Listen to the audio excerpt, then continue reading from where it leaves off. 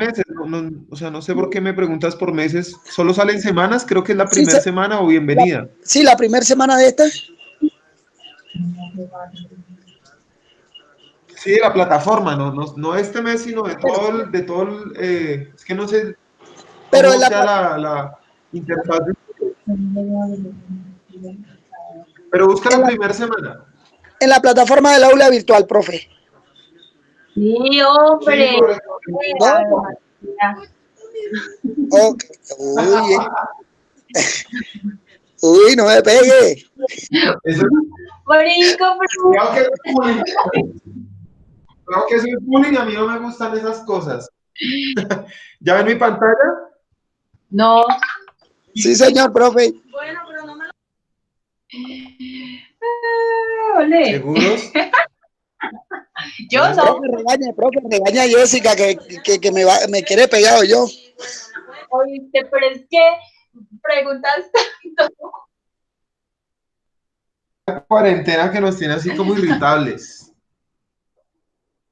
Agresiva la tiene, profe, agresiva la cuarentena. La tiene a ella. Horrible. Y la empresa no me quiere dejar salir. Ay, yo no sé. ¿Y quería salir a la calle? No, pero qué peligro. Entre menos salgamos mejor. Yo también estoy que me salgo, pero no.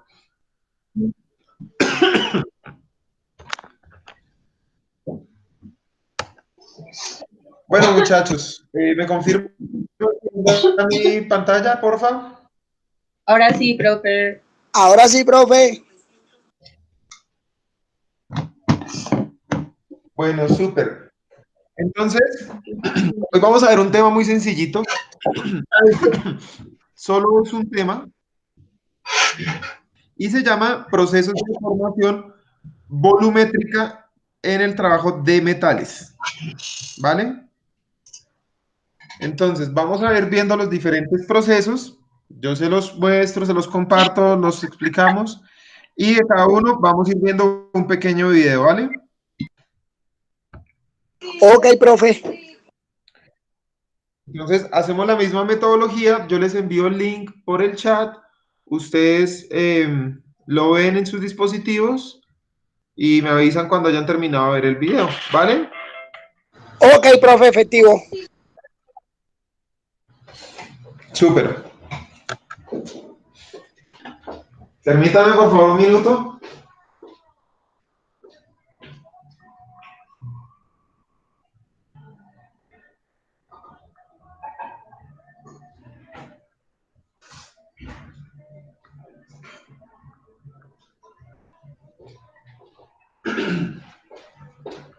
Qué pena con ustedes, es que estaba sirviendo un poco de agua.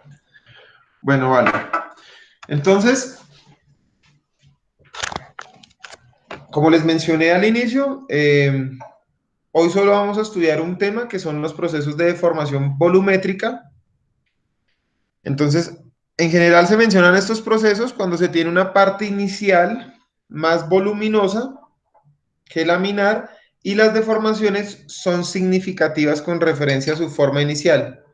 O sea, es decir, tenemos un tamaño inicial y queremos llegar a un tamaño final, sin embargo, de cada forma o de cada tamaño hay unas diferencias importantes en términos de tamaño, ¿no? Entonces, los procesos de deformación volumétrica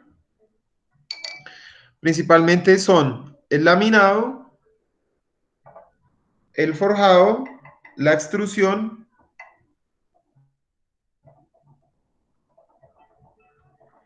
y el estirado de alambre y barras. Entonces, básicamente dentro de este tipo de procesos solo encontramos estos cuatro. Hoy los vamos a ver uno a uno. Sin embargo, porfa, necesito que ustedes tengan súper presente, es muy importante, que lo que estamos viendo es para que ustedes conozcan los procesos. O sea, difícilmente ustedes podrían operar, pues de hecho tampoco están formándose como operarios, pero digamos que por términos de seguridad, ustedes nunca podrían ir a operar la maquinaria o digamos que involucrarse con un proceso productivo de esta naturaleza, ¿vale? Hay que tener unas competencias técnicas para poder, eh, digamos que manipular los procesos o operar los procesos. Y dos, hay que tener conocimiento en unos análisis de cada proceso. No sé si ustedes recuerden la clase pasada que les mostraba, por ejemplo, en el torneado, en el fresado, con respecto a los ángulos, a la fuerza, a la velocidad. Hay que hacer una serie de procesos matemáticos para poder determinar las variables de cada, digamos que los inputs que pide cada herramienta para procesar el material, ¿vale? Entonces, eso aplica para cualquier tipo de proceso. Pues digamos que procesos de mecanizado que son los que estamos viendo en esta parte de la materia. ¿Es claro eso, muchachos? Sí, señor, profe.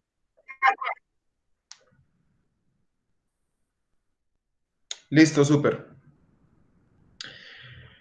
Entonces vamos a ver estos cuatro. Adicional, pues hay otras variantes. En algunos se los voy a mencionar, pues porque el tema es extenso, pero pues la idea es que vayamos viendo en cada clase un tipo o una de las diferentes clases de los procesos de mecanizado. Entonces hoy vamos a ver estos cuatro. ¿Listo?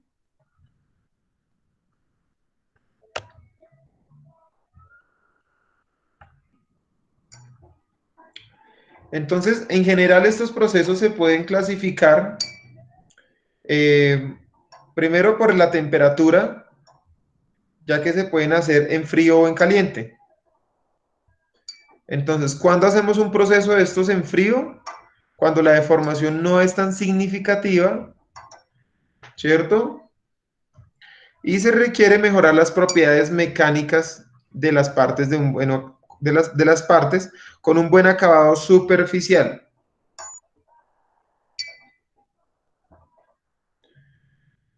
Por su parte, el trabajo en caliente se realiza cuando la deformación es significativa comparada con la parte original.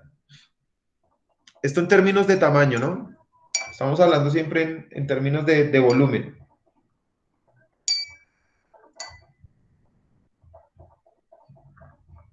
¿Vale?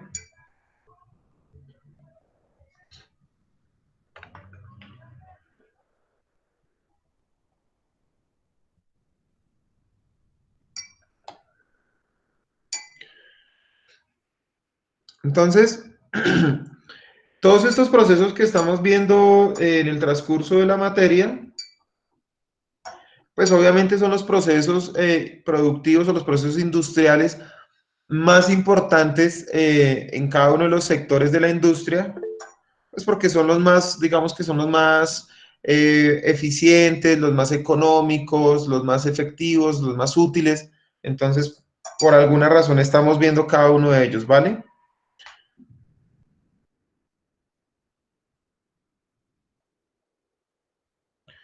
Entonces, esta importancia con respecto a la tecnología y comercialmente en la industria deriva de lo siguiente. Con las operaciones de trabajo en caliente se pueden lograr cambios significativos en la forma de las partes de trabajo,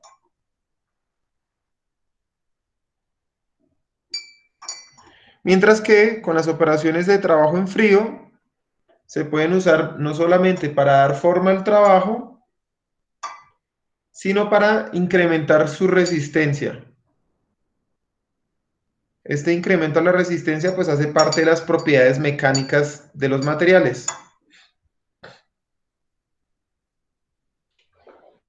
Recuerden que yo les he hablado mucho de eso. De hecho, les conté que había una materia exclusivamente de propiedades de los materiales que normalmente ven los ingenieros mecánicos. Y es que todos los materiales, dependiendo sus propiedades, sus combinaciones, sus aleaciones, tienen ciertas propiedades eh, a partir de ciertos tratamientos, en su gran mayoría térmicos, los cuales pueden aumentar o afectar sus propiedades a la resistencia, a la tracción, a la fricción, a la rotura, ¿vale? Entonces, siempre este tipo de procesos pues también se pueden utilizar para modificar ese tipo de propiedades dependiendo del tipo de material que estemos trabajando.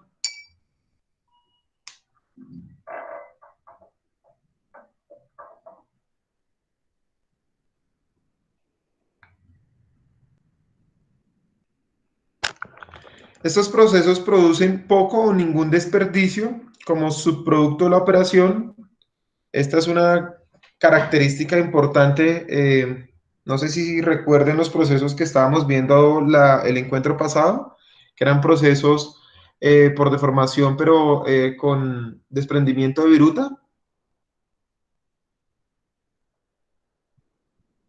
En los procesos que vamos a ver hoy, pues obviamente no hay ningún tipo de desprendimiento de viruta.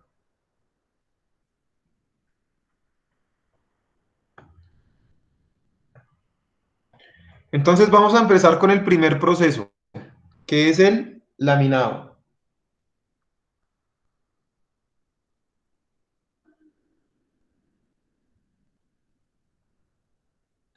Entonces el laminado es un proceso de formación en el cual el metal pasa entre dos rodillos y se comprime mediante las fuerzas de compresión ejercidas por los dos rodillos. Los dos rodillos van girando, ¿cierto? Acá lo vemos en la figura. De tal manera que con la velocidad y la fuerza que están comprimiendo el material, pues empiezan a generar una deformación de tal manera que aquí vemos el material con un tamaño inicial, ¿cierto? Los rodillos van aplicando una fuerza y a medida que van aplicando esa fuerza, el material se va adaptando a un nuevo tamaño, que es el espacio que hay entre rodillo y rodillo.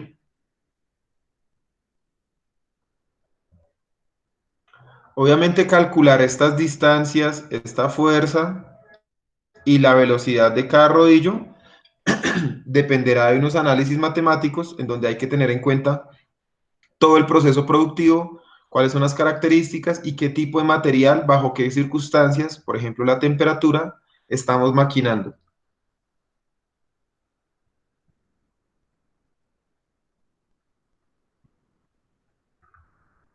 Entonces, básicamente, ese es el proceso de laminación. Un proceso estrechamente relacionado es el laminado de perfiles, en el cual una sección transversal cuadrada se transforma en un perfil. Estos perfiles son los que, por ejemplo, se usan mucho en la construcción de puentes, estructuras, edificaciones. No sé si los han visto. Eso es un perfil.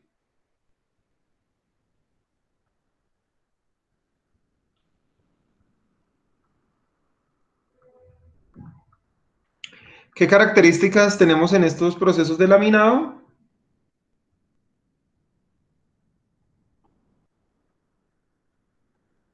Pues que normalmente se involucra una alta inversión de capital, ya que requiere equipos pesados llamados molinos laminadores o de laminación, y pues estos molinos tienen un costo de inversión importante, por lo cual requiere que la producción sea en grandes cantidades, o sea, estamos hablando de una producción en masa, una producción continua, y normalmente generalmente se producen artículos estandarizados como láminas o placas.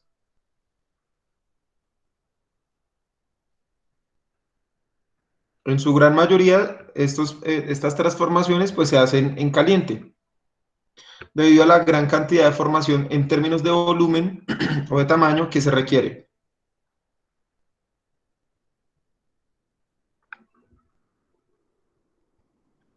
¿Cuáles son las desventajas del laminado en caliente?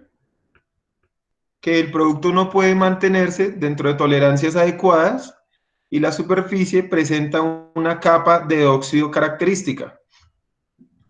Esto de las tolerancias adecuadas, estamos hablando de milímetros o menos de milímetros en términos de tamaño, ¿no?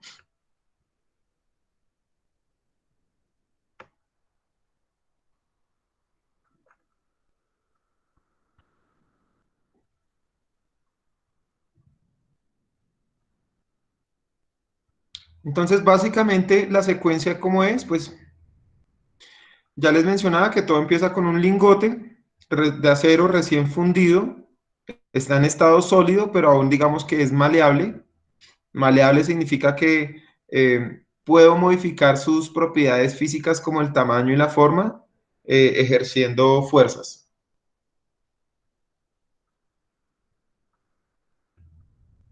Entonces, aún caliente, el lingote se coloca en un horno donde permanece por varias horas hasta alcanzar una temperatura uniforme en toda su extensión, o sea, es decir, en todo su tamaño, para que pueda fluir constantemente durante el laminado. Entonces, para un acero normal, la temperatura de laminación es de 1200 grados centígrados.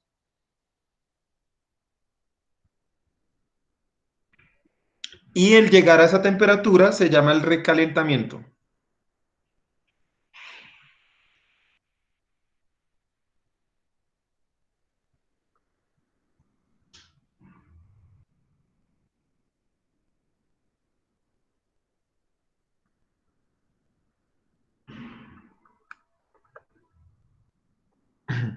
Entonces, esta es la imagen.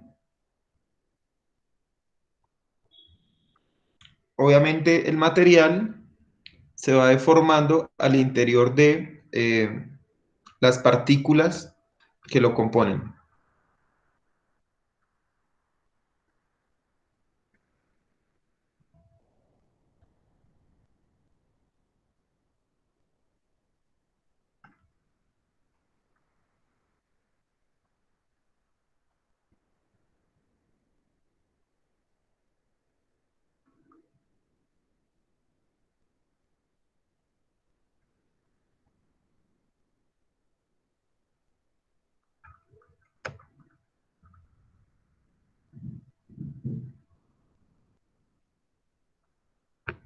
Entonces, sigamos con el proceso. El lingote recalentado, o sea, es decir, ya obtuvo la temperatura de 1200 grados centígrados, pasa al molino de laminación, donde se lamina para convertirlo en una de las tres formas intermedias, llamadas lupias, tochos o planchas. Entonces, estas son las tres formas, estas son las lupias, estas son las planchas y estos son los tochos. Las lupias tienen una sección transversal, normalmente de 150 milímetros de lado, y se van a convertir en perfiles. Estos son los perfiles que les digo que normalmente se usan en construcción, ¿cierto? El tocho se lamina a partir de una lupia, o sea, es decir, de una lupia, pues yo saco un tocho, y normalmente tiene una sección transversal de 38 milímetros por cada lado, o por su lado más grande.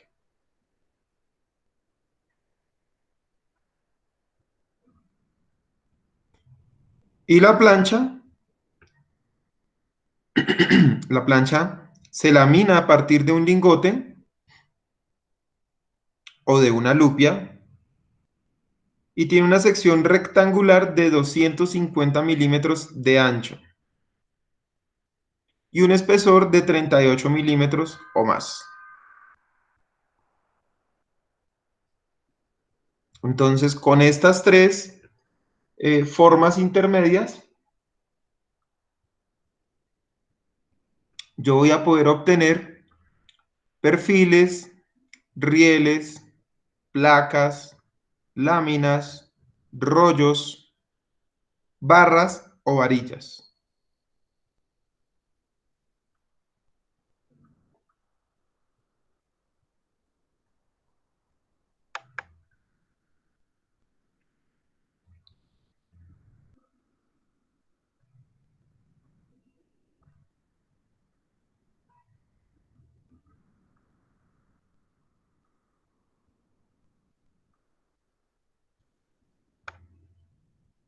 Acá vemos un poco mejor la imagen. Entonces ya sabemos que estas son las tres formas intermedias y que estos son los productos en los cuales se pueden convertir.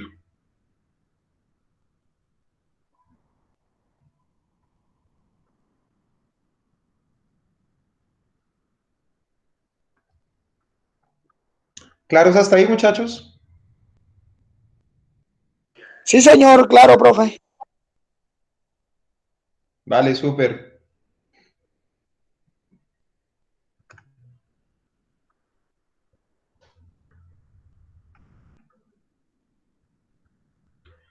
Entonces, como les mencionaba, las lupias se laminan para generar perfiles estructurales o rieles de ferrocarril. Los tochos se laminan para producir barras o varillas. Y a su vez, estas formas son la materia prima para el maquinado, estirado de alambre o forjado y otros procesos de materiales. Básicamente, para llegar, por ejemplo, a un alambre, podríamos llegar desde un proceso de una lupia, una plancha o una barra, una varilla y de la varilla al alambre. Obviamente vamos llevando el material de mayor volumen en diferentes procesos para ir transformando su tamaño de fase en fase.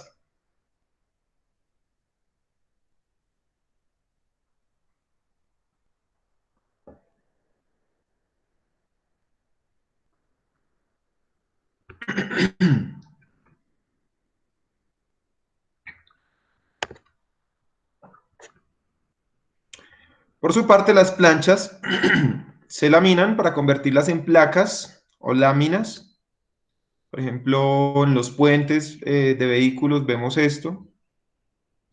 Construcción de barcos, calderas, estructuras soldadas para maquinaria, tubos, tuberías. Y pues en realidad son cientos de aplicaciones.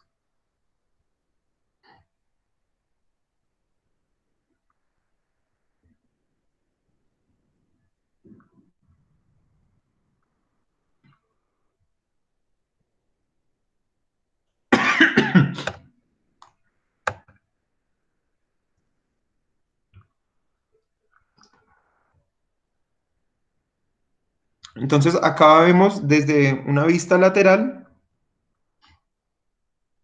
el proceso de laminado, en donde va a partir de una diferencia de volumen de de un espesor inicial a uno final.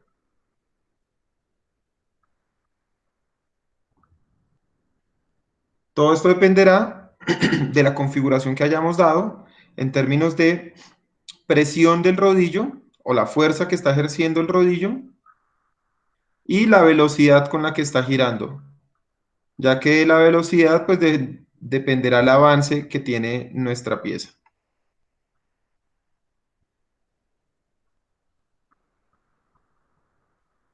Hay diferentes tipos de laminado o hay otros tipos de laminado. Entonces, ¿qué otros vamos a encontrar en la industria? Tenemos el laminado de anillos, laminado de cuerdas, de engranes o de rodillos, o perforado de rodillos, perdón. Acá, por ejemplo, observamos el proceso de un laminado de anillos. Entonces, si ustedes observan, le estamos dando una fuerza a través de unos rodillos, ¿cierto? Acá están los rodillos, uno en el interior y dos en el exterior. Perdón, dos en el exterior. Entonces, a medida que vamos aplicando presión, pues esta que es la pieza, se va transformando seguramente en un anillo mucho más delgado y seguramente mucho más grande. Entonces, acá vamos a tener los rodillos girando, cada uno aplicando fuerza. Ese es el laminado de anillos. El laminado de engranes básicamente es de una forma inicial, como esta, un tornillo. A medida que vamos girando los dados en este caso son las piezas que le generan la presión. Ya no vamos a tener rodillos, sino dados. Los dados van generando presión de tal manera que la pieza va a cambiar su forma, obteniendo un relieve dentro de su superficie, el cual le permitirá enroscarse en otro elemento. Pues vamos a ver el primer video, se los voy a enviar.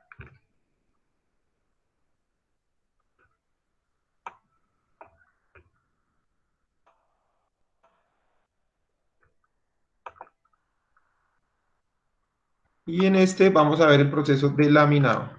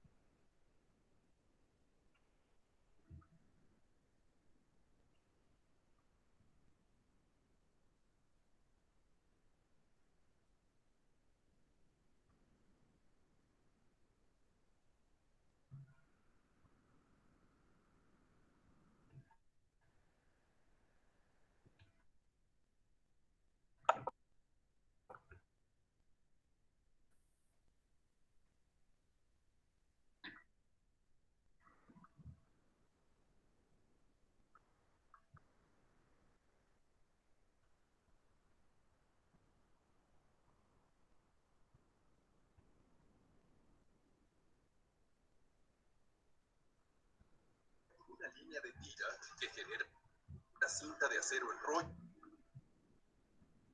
y una línea de placa que fabrica planchas u hojas de...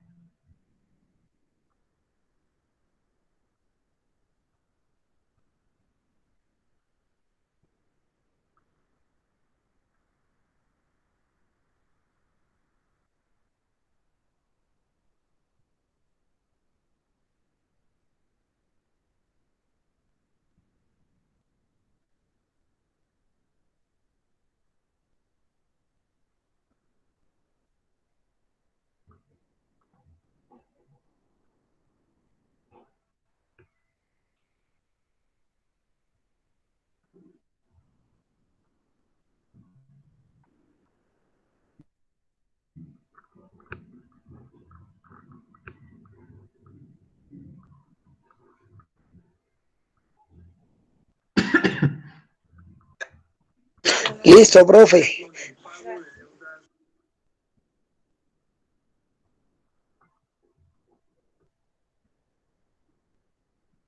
acero.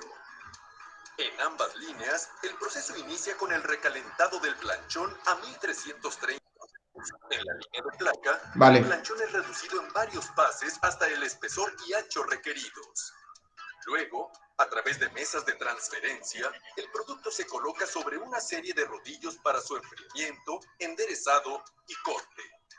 AMSA es el único fabricante en México de placa de acero utilizada en la fabricación de maquinaria agrícola, minera y automotriz pesada, entre otros. En la línea de tira, el planchón es procesado para la producción de lámina rolada en caliente. Inicialmente, el planchón es reducido en un molino universal reversible hasta un espesor de 2 pulgadas y posteriormente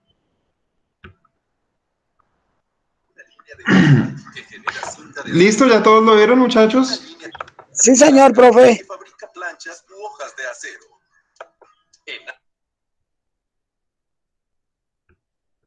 Vamos entonces. Vale, entonces vamos con el siguiente. Vamos con el siguiente proceso, ¿vale?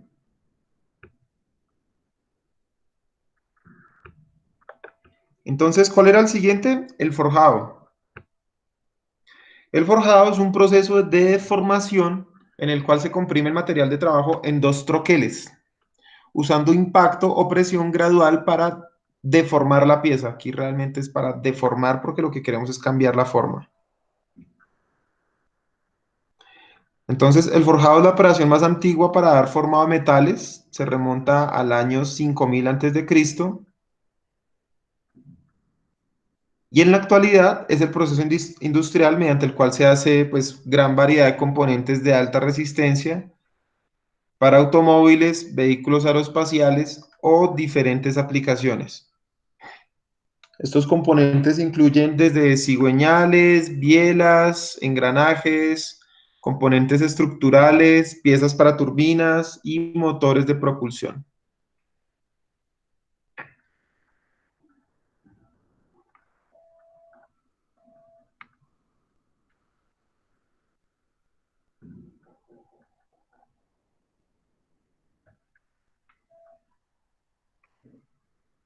Entonces el forjado pues se lleva a cabo de diversos modos.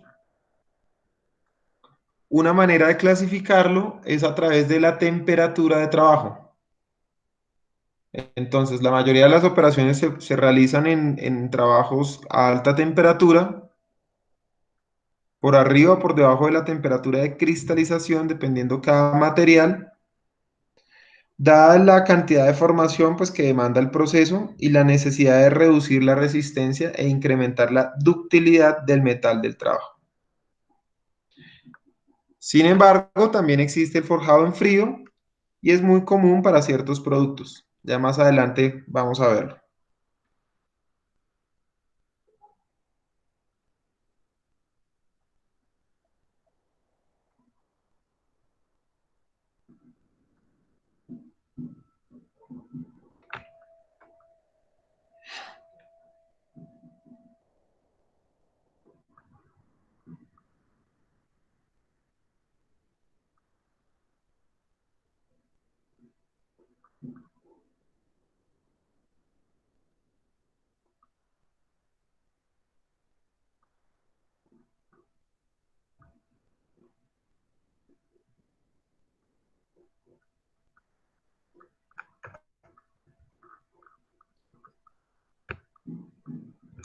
Entonces, la ventaja del forjado en frío es que incrementa la resistencia que resulta del endurecimiento por deformación del componente.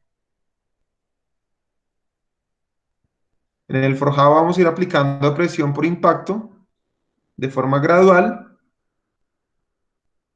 y la diferencia depende del tipo de equipo o herramienta que vamos a usar para cada uno de los dos, o sea, para el en caliente y para el forjado en frío.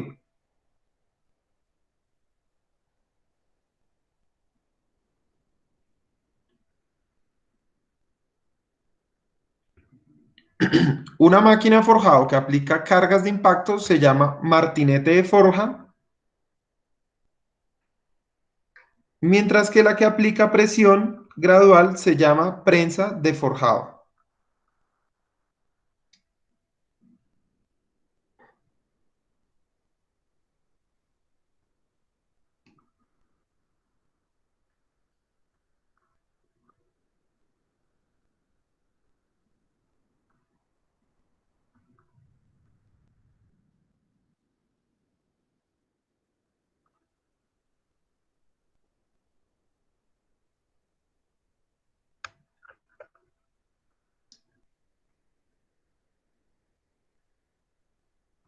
¿Qué otra diferencia además de la temperatura podemos encontrar en los procesos de forjado? Otra diferencia es el grado en que los troqueles restringen el flujo del metal de trabajo. Entonces, dependiendo de eso, de esa diferencia, hay tres tipos de forjado. El primero es el forjado en troquel abierto. El segundo es el forjado en troquel impresor. Y el tercero, el forjado sin rebaba. Entonces, en la figura A, vamos a ver el forjado en troquel abierto. Aquí está el inferior, el superior y la pieza de trabajo. Este troquel está estático, el inferior, y el que aplica la fuerza es el superior. La deformación pues dependerá del grado de fuerza y la velocidad con que este troquel impacte la pieza de trabajo. En el B tenemos el forjado en troquel impresor. Entonces acá tenemos la pieza, tenemos un troquel inferior que está totalmente estático y el troquel superior pues tendrá una forma, ¿cierto? Previamente diseñada con la cual a través de la fuerza y la velocidad que imprima, deformará a la pieza en la forma, digamos que en la forma que nosotros hemos diseñado el troquel. Acá se generará una rebaba, ¿cierto? Dependiendo del volumen que tenga la pieza.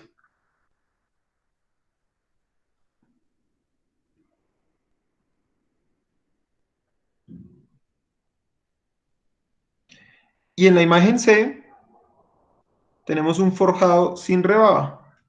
Entonces, básicamente es lo mismo. Tenemos el troquel estacionario, el inferior, la pieza de trabajo y un punzón que va actuando y dándole la forma que queremos a la pieza. Básicamente esos son los tres tipos de forjado que encontramos. ¿Vale?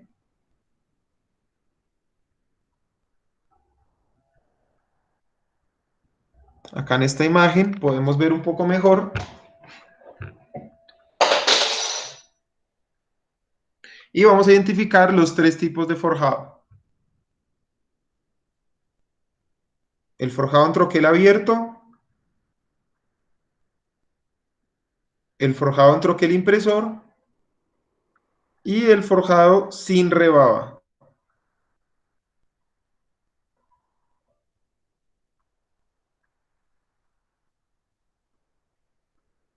¿Claro los tres tipos de forjado, muchachos? Sí, señor profe. Sí, profe. Vale, entonces vamos a ver el video.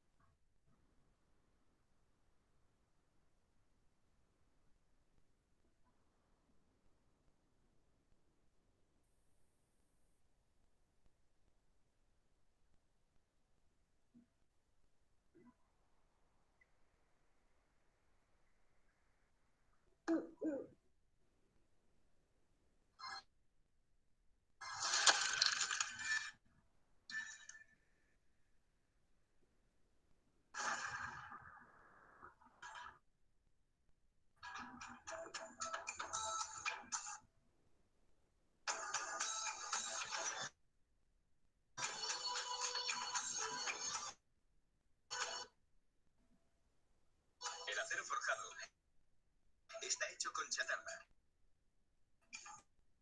Piezas de hierro recuperadas de demoliciones o coches viejos. Y con hierro que sobra de la fabricación de productos férreos.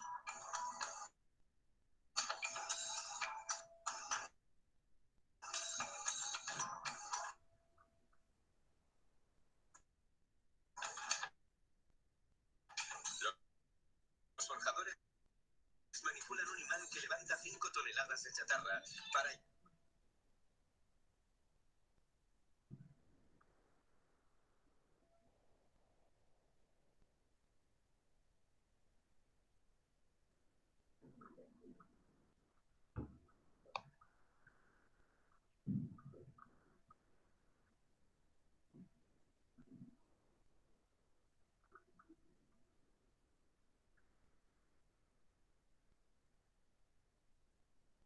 llenar un tanque de 25.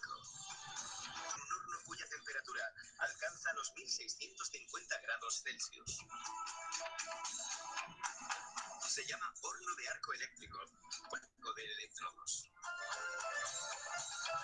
Existen unas 20 clases y 100 subclases de acero. Químicos no metálicos como el aluminio, el vanadio y el molibdeno. Algunos con forma de bloques o lingotes.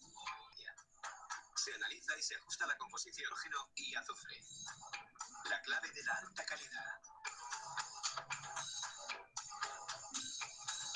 Se vierte en una cuchara de 45 toneladas, forrada con material ignífugo. Se añade aluminio y cal para contrarrestar la oxidación provocada por la exposición al aire. Se funde un lingote, un bloque de acero que moldearán en la forja. El metal fundido se cuela por el fondo hasta un molde. La colada por sifón permite que el vertido sea más sencillo, ya que el líquido que desciende fluye sin desperdiciarse. Esta forja puede fundir lingotes de 42 toneladas. Tras varias horas, los lingotes se solidifican y se gira el molde para extraerlos. 12 horas después, se calienta el lingote a 1200 grados Celsius para reblandecerlo y poder martillarlo. Para hacer forjas grandes, se usan unas prensas de forja. En su interior contiene un molde o 2 moldes, según la técnica utilizada. La prensa ejerce una presión de miles de toneladas que oprimen los lingotes contra el molde. El acero se oxida por la exposición al aire. Se usa agua.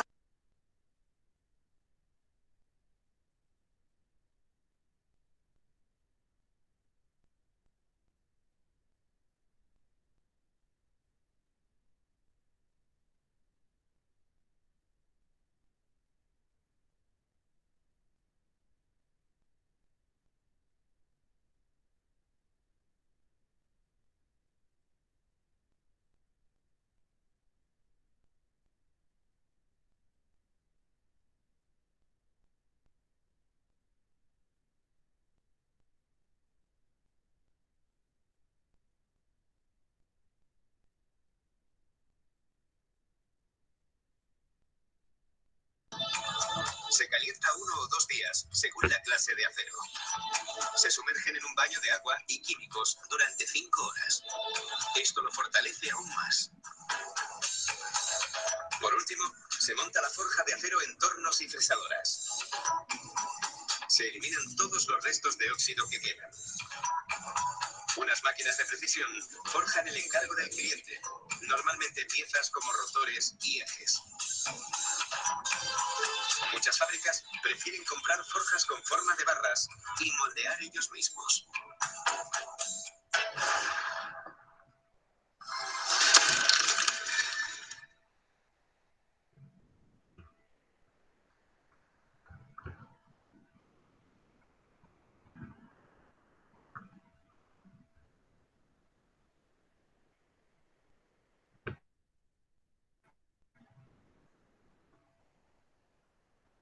¿Listos, muchachos? ¿Ya terminaron el video? Listo, profe.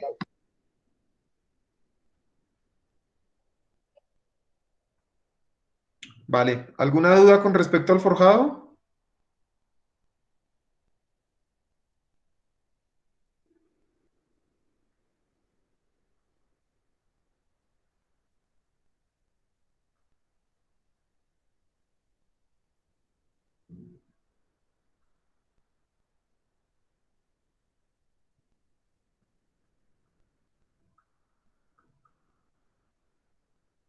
Vamos con el siguiente proceso entonces.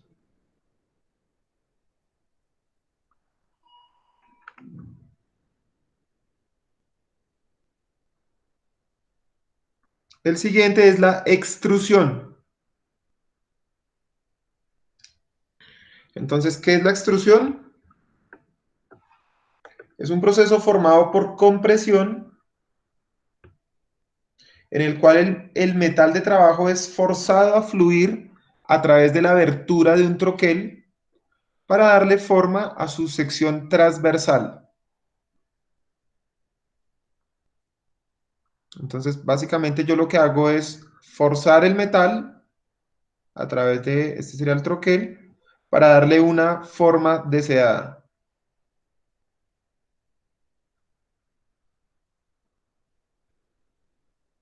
Y la forma más fácil de entenderlo es haciendo un símil o una analogía cuando apretamos un tubo de crema de dientes. Realmente lo que estamos haciendo es un proceso de extrusión.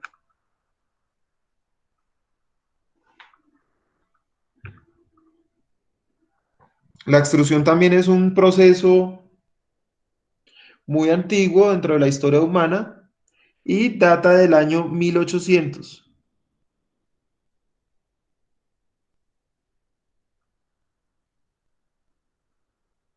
¿Cuáles son algunas de las ventajas del proceso de extrusión?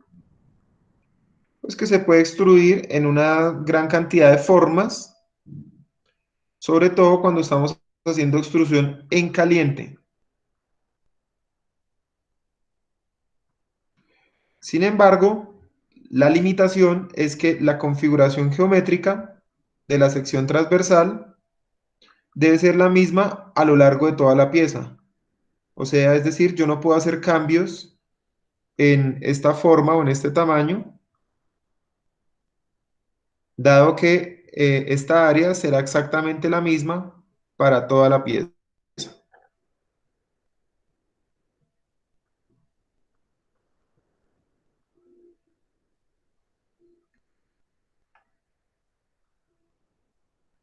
¿Qué otras ventajas encontramos en el proceso de extrusión?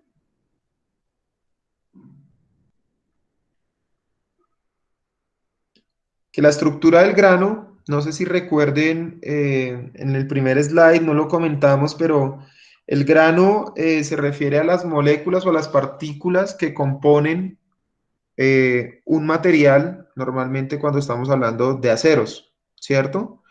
Entonces, el tamaño de ese grano, la forma de ese grano y lo cerca que esté uno de otro hará que las propiedades del acero, en términos de dureza, de resistencia, pues sean mayores o sean menores.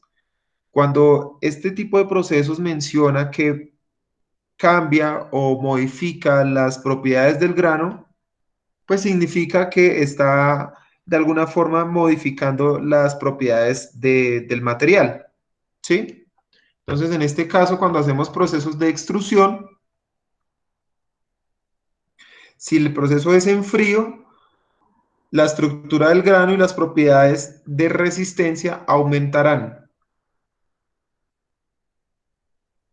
en frío o en caliente. Obviamente, pues ya tendremos que analizar qué tipo de acero estamos procesando.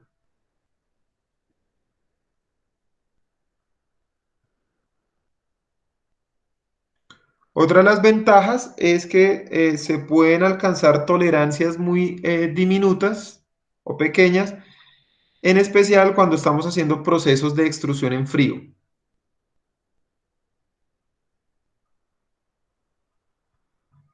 Y la última de las ventajas es que se genera poco o ningún material de desperdicio, puesto que todo el material pues va a ser deformado y no va a haber ninguna rebaba.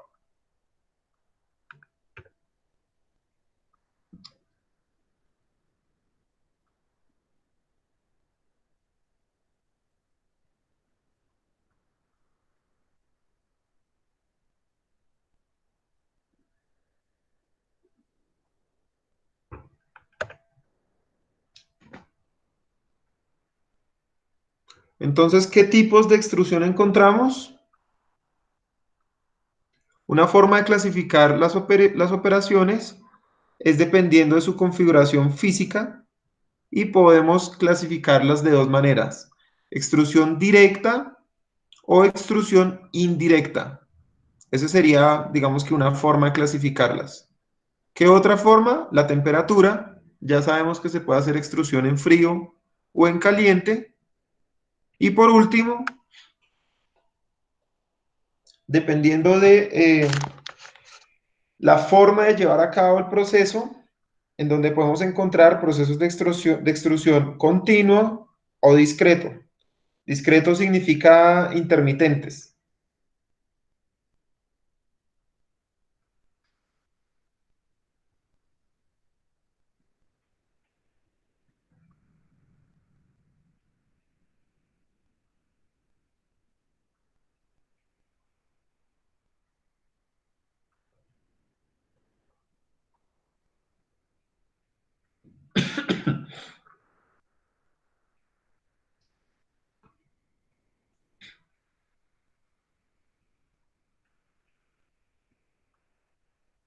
¿Vale? ¿Vamos bien hasta ahí? Sí, señor profe, ahí vamos bien. Súper, entonces vamos a comparar un poco la diferencia entre la extrusión directa versus la extrusión indirecta.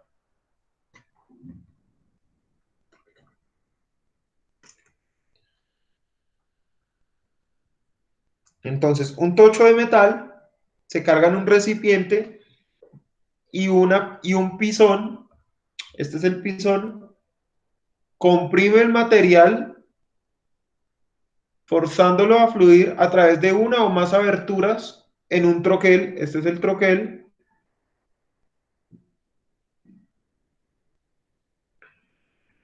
al otro extremo del recipiente, de tal manera que vamos a obtener de una forma inicial 1, una forma final 2, en términos de tamaño de volumen.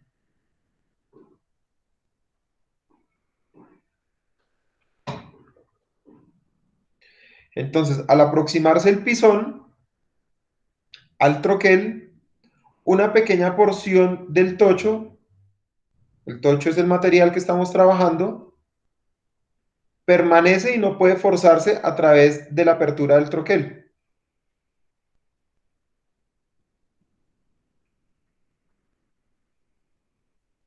¿Vale? Esta porción extra, llamada tope o cabeza, se separa del producto cortándola justamente después de la salida del troquel. O sea, cuando toda esta pieza ya salga del troquel, vamos a hacer un corte de tal manera que eliminemos esa pequeña rebaba para que el producto tenga la forma deseada.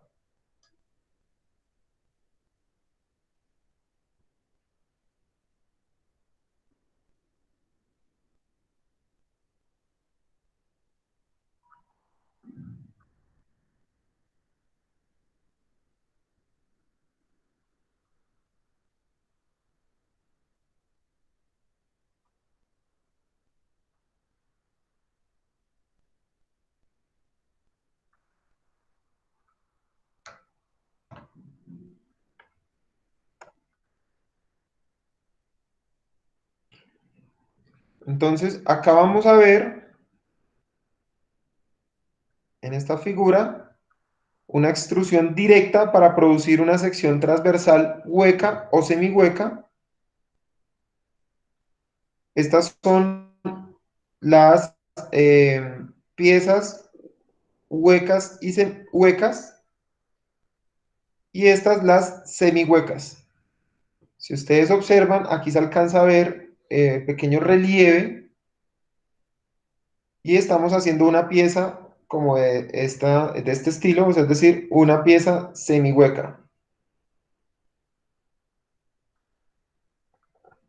¿Sí lo ven?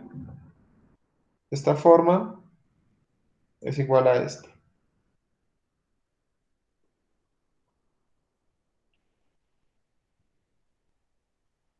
Entonces, aquí el pisón genera una fuerza con una velocidad constante, de tal manera que el tocho o el material va a obtener la forma final que hemos deseado.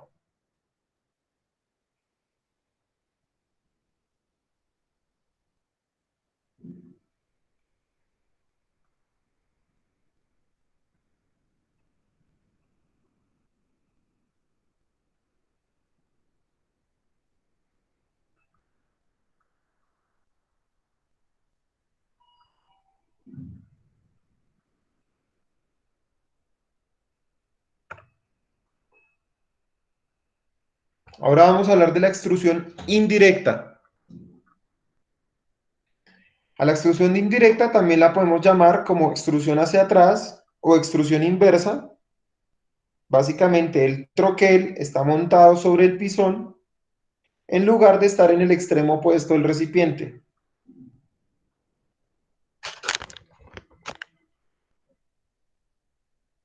Entonces aquí vemos la misma figura anterior, pero en un proceso de extrusión indirecta.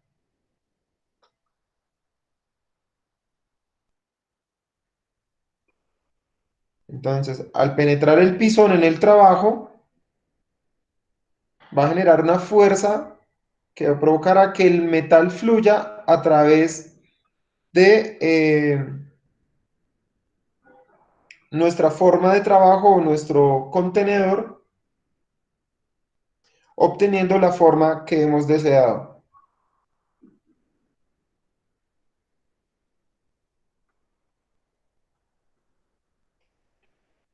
¿Cuál es la particularidad? Pues que como el tocho o el material no se mueve con respecto al recipiente, ¿cierto?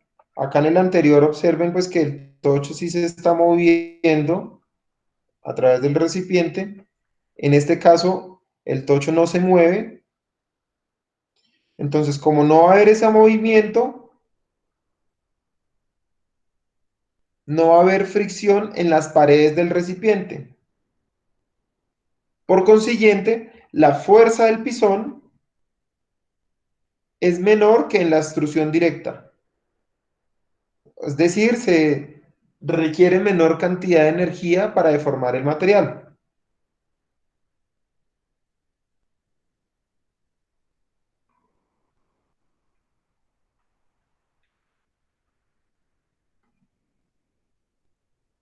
Adicional, las limitaciones de la extrusión en directo se deben a la menor rigidez del pisón hueco y a la dificultad de sostener el producto extruido tal y como sale el troquel.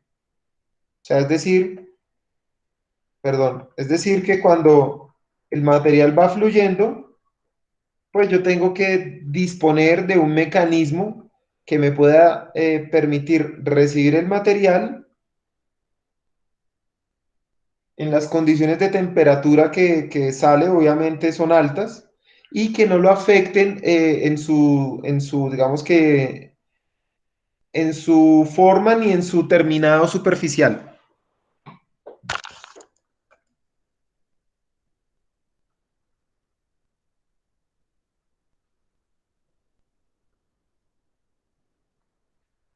Entonces, básicamente, en la extrusión indirecta, vamos a aplicar lo mismo, una fuerza con una velocidad constante al pisón.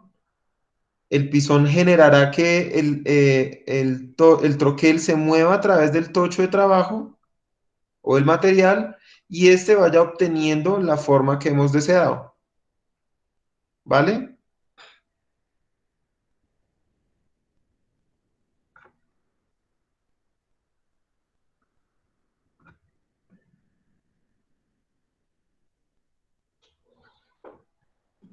Acá exactamente igual, el pisón pues se va a mover dentro del material con un troquel, con la forma que nosotros deseamos, de tal manera que a medida que vayamos avanzando, el material va saliendo del contenedor con la forma que hemos deseado.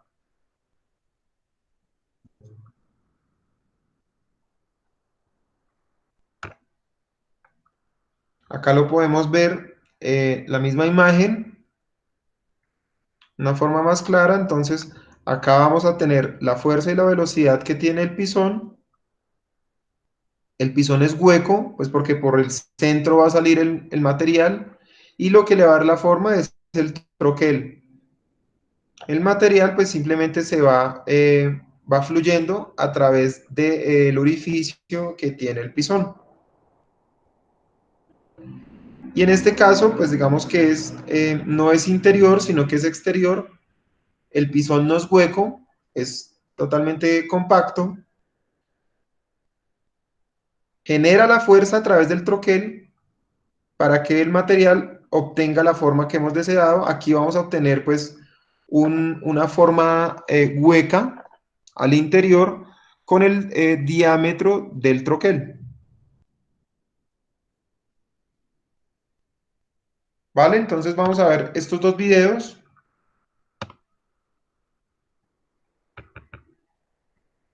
Se los voy a enviar por chat en este momento.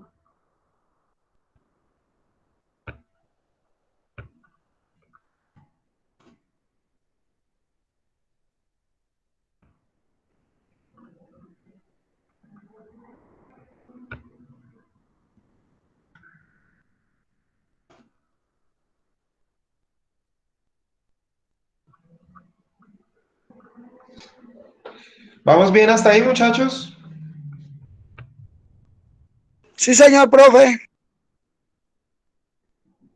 Vale.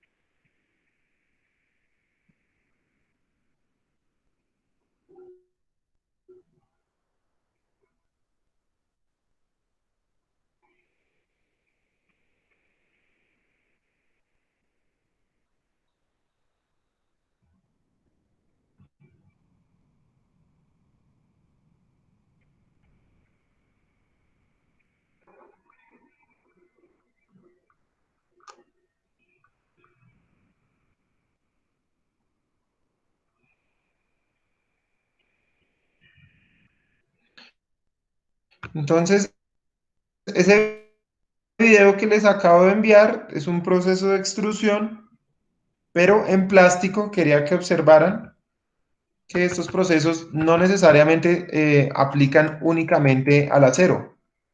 También los vamos a poder encontrar en aluminios, plásticos u otros elementos. ¿Vale? Les voy a enviar el segundo video. Acero.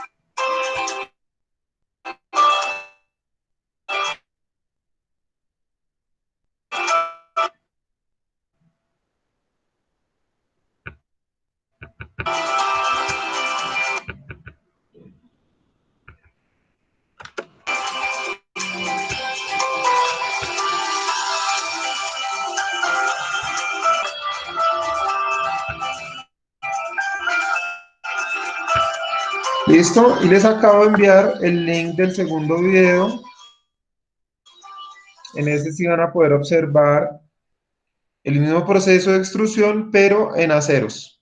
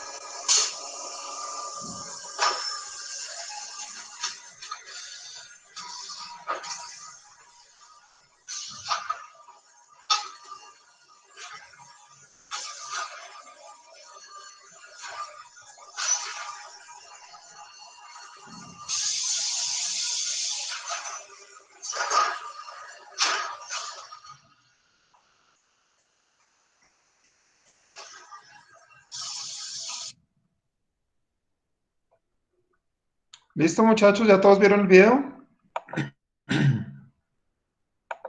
Sí, señor profe.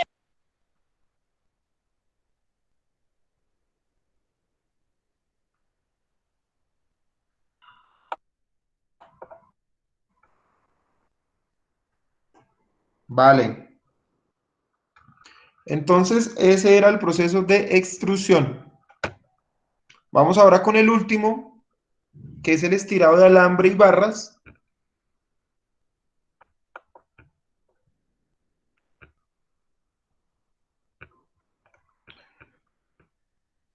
El estirado es una operación donde la sección transversal de una barra, varilla o alambre se reduce al tirar del material a través de la abertura de un troquel. Ya vamos a ver más adelante la figura. Las características generales del proceso son muy similares a las de la extrusión. Básicamente la diferencia da en que el estirado, el material de trabajo se jala a través del troquel, mientras que en la extrusión se empuja. Esa es la única diferencia.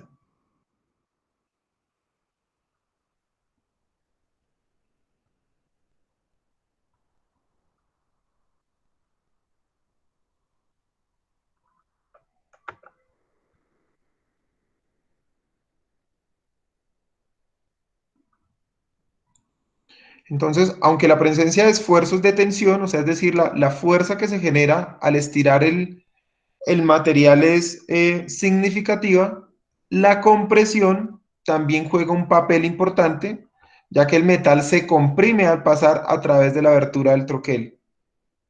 Entonces, va a ser lo mismo que en la extrusión, simplemente que en vez de empujar, vamos es a jalar.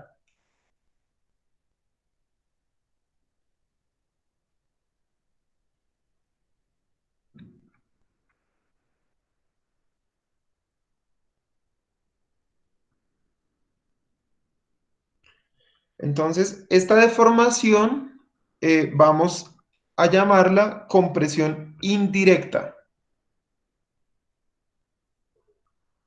Y el estirado es un término que también se usa en el trabajo de láminas metálicas. Sin embargo, el término estirado de alambre y barras se usa para distinguir los procesos de estirado de los procesos de trabajo de láminas del mismo nombre. O sea, básicamente el proceso es el mismo, pero estamos hablando de materiales diferentes. Uno es en láminas y otro es de alambre y barras. Seguramente cambiarán herramientas y tecnología, pero el proceso será exactamente el mismo. ¿Vale? ¿Claro eso? Sí, profe. Sí, señor. Entonces, como les mencionaba, la diferencia básica entre el estirado de barras y el estirado de alambre es el tamaño del material que se procesa o que se está estirando. El estirado de barras se refiere al material de barras y varillas de diámetros grandes, mientras que el de alambre se aplica a materiales de diámetro pequeño. En el proceso de estirado de alambres se puede alcanzar diámetros de hasta 0,03 milímetros o 0,0 pies pulgadas, 0,01 pulgadas.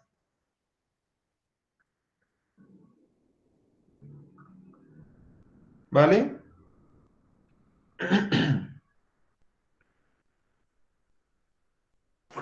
Profe, una pregunta. Sí, señor, dime. Pero estos procedimientos cuando se hacen así en barra para hacer estirado y eso también pasan por el mismo sistema, o sea, para sacar alambre a esos diámetros, a esas pulgadas, también pasa por el mismo sistema de calentamiento.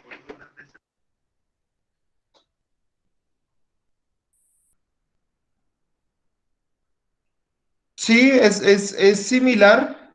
Lo que les iba a mencionar acá era que era precisamente eso. Entonces, aunque la mecánica del proceso es la misma para los dos casos, el equipo y la terminología son diferentes. pero pues el proceso es exactamente el mismo. Ya vamos a ver, Ah, ok, gracias, profe. ¿vale?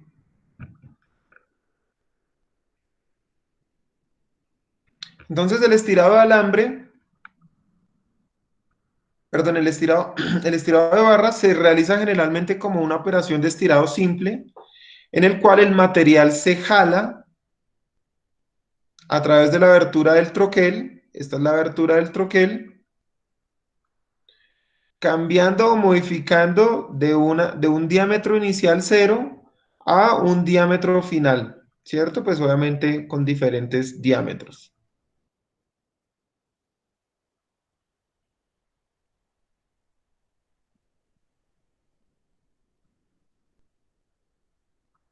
Por el contrario, el alambre se estira a partir de rollos de alambre que miden varios o cientos de miles de pies de longitud y pasan a través de una serie de troqueles de estirado. El número de troqueles varía entre 4 y 12 troqueles.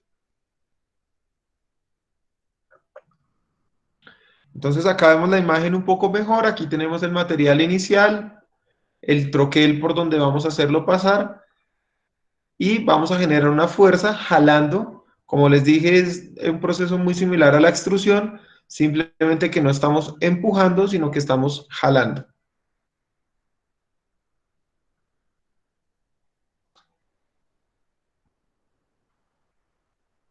Entonces, aquí vemos, por ejemplo, un banco estirado en donde vamos a tener diferentes troqueles para poder hacer los diferentes procesos de estirado.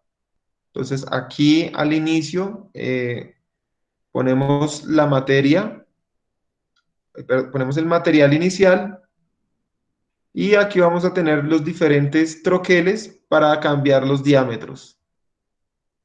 Esta va a ser la corredera que va a ayudar a empujar, perdón, que va a ayudar a jalar el material a través de un cilindro hidráulico. Y pues al final vamos a obtener la forma deseada. Vamos a ver los videos.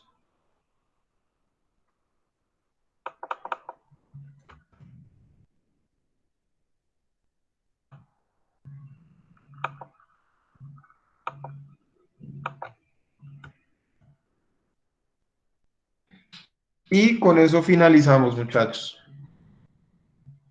Esos eran los procesos que teníamos que dar por vistos la clase de hoy. No sé si tengan alguna inquietud, alguna pregunta, alguna duda, sugerencia. Les voy a enviar por chat el link del último video, ¿vale? Ok, profe.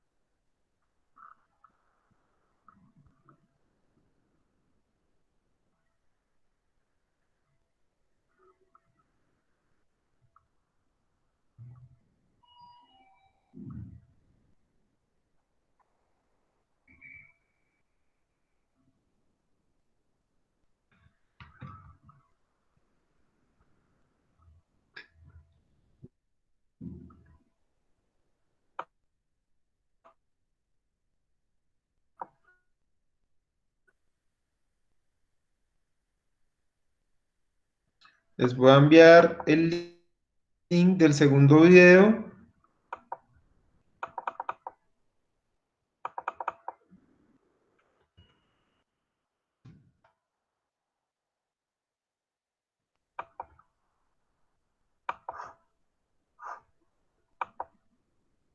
en simulación la descripción del proceso de estirado en una máquina trifilada.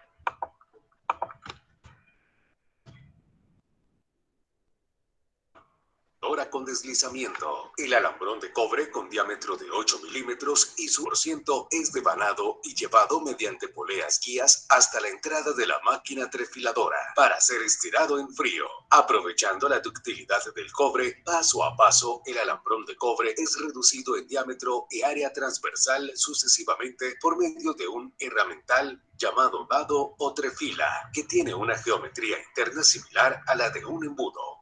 Estos dados se encuentran en un medio lubricante donde el cobre se deforma elásticamente dentro del herramental. Para su arado se usan poleas o anillos de trefilado para enrollar y continuar el estiramiento sucesivo a uno de menor diámetro. Después, el alambre obtenido es sometido a un proceso en línea de recocido para devolverle las propiedades eléctricas y mecánicas que perdió en el proceso de estirado o trefilado, mediante corriente eléctrica con un diferencial de potencial que produce calentamiento en hilo en cámaras con atmósfera controlada con nitrógeno para desplazar el oxígeno y evitar la oxidación, obteniendo un hilo de cobre sólido que van a conformar un cable eléctrico.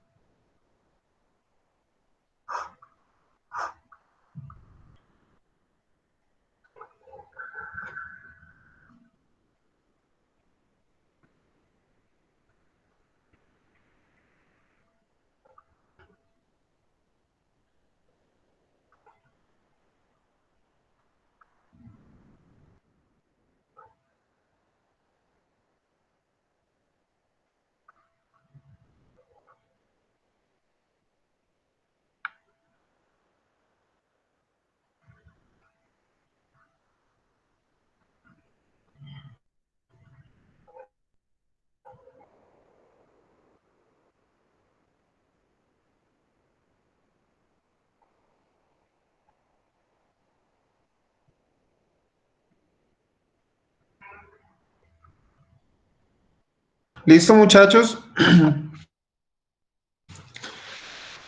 ¿Ya vieron los videos? ¿Tienen alguna duda, alguna inquietud, preguntas, sugerencias? Voy a ir tomando asistencia.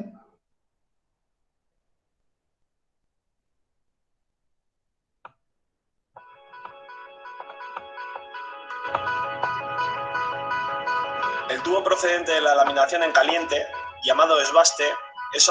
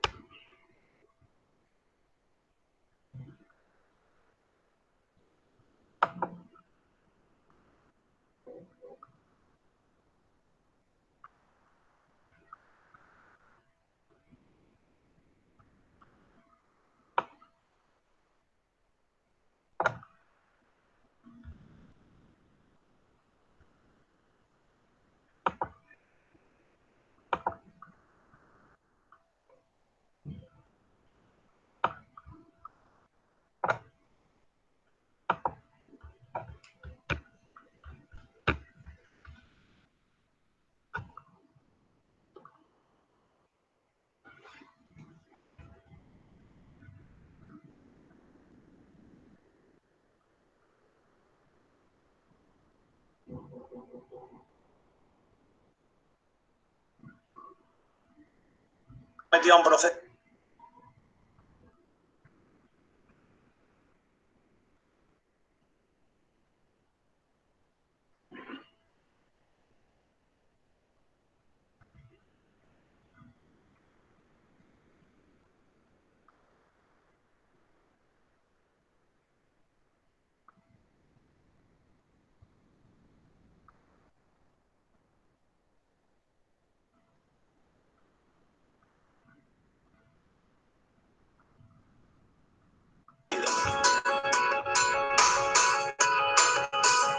El estirado de tubos en frío se realiza en los bancos mediante la aplicación de un esfuerzo de tracción que hace pasar al tubo de desbaste entre una hilera, calibra el diámetro exterior, y un mandrino que calibra el diámetro interior.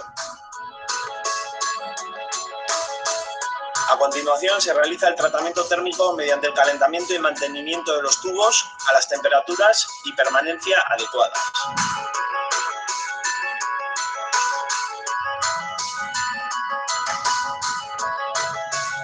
Las líneas de acabado e inspección realizan las siguientes operaciones: enderezado, ensayos no destructivos, electromagnéticos y ultrasonidos, prueba hidrostática, operaciones de corte, rebabado, marcaje y embalado.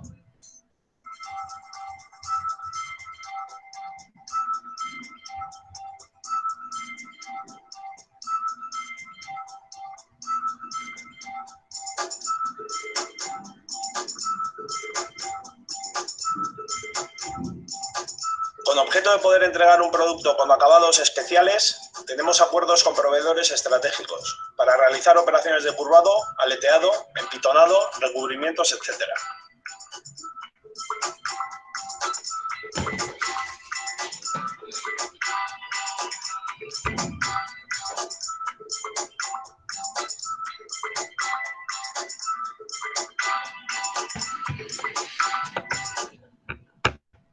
¿Listo, muchachos? Sí, señor profe, ahí quería saber yo cómo sacaban los diámetros de las varillas y todo eso, sí, ahí está explicado, sí. Vale, muchachos, ¿alguna pregunta, alguna inquietud con respecto a los procesos que vimos hoy? No, profe, hasta ahí bien de mi parte.